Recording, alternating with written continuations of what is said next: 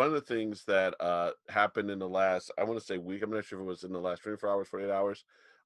Did you see the interview? And I didn't put this in our prep, but I want to know if you saw this.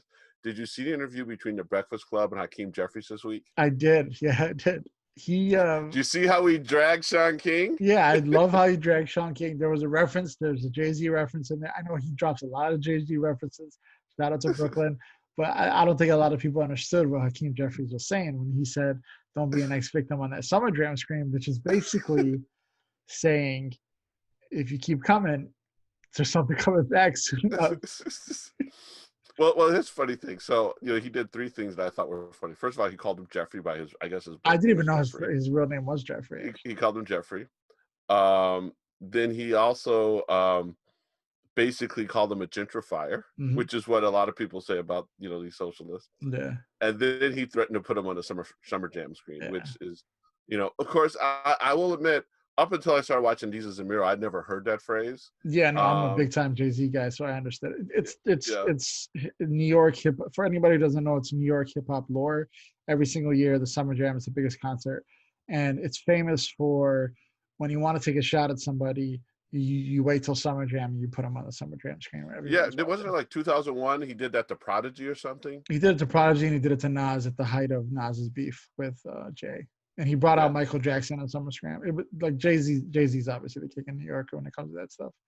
And speaking of New York, how about them Knicks? Yeah, I might become a Knicks fan. For they had the draft this week, and some of you may or may not know I'm a graduate of the University of Dayton, and we had both the Coach of the Year and the Player of the Year this year. And the Player of the Year was a guy by the name of Obi Toppin from Brooklyn. He played University of Dayton.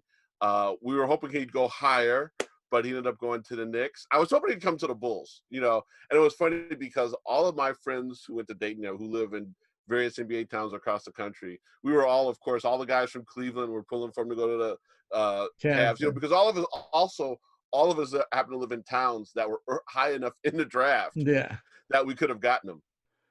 Yeah, Chicago was at 4. It was probably too high for him from what I read. I don't watch college basketball, so from what I read, it was probably a little too high for him. But yeah, he fell to his hometown Knicks. There's not a better story than the Knicks being in a rut and needing somebody to root for. And here comes a kid who cries that he's coming home and coming to play basketball at the greatest arena in the world, and that's Madison Square Garden. So shout out to him. Shout out to everybody who was drafted and knows a little different process. You can't walk on stage and shake Adam Silver's hand, but congratulations to everybody involved. The worst part about it is the Adam Silver referred it to, he said, Dayton University.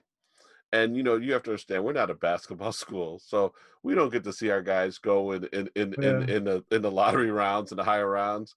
And so we were all Dayton alumni across the country were watching this draft with an interest we've never had before. And we were waiting for him to say, from the University of Dayton.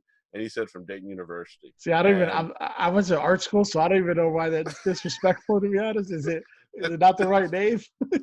Yes, it's the University of Dayton. It was the most disrespectful thing that I'd ever had in my life. And there was, just to put it this way, Adam Silver better never, ever show his face in Ohio. Not just Dayton, but the entire state of Ohio. I'm sure Adam's fine with that. We don't play that. So on that note, I want you to have a very happy Thanksgiving. Yeah, you too. And I want everybody who's listening to have a happy Thanksgiving. So for now, this is John Moore. Fady signing off. Be safe, everybody. Enjoy your holidays, and we'll see you guys soon.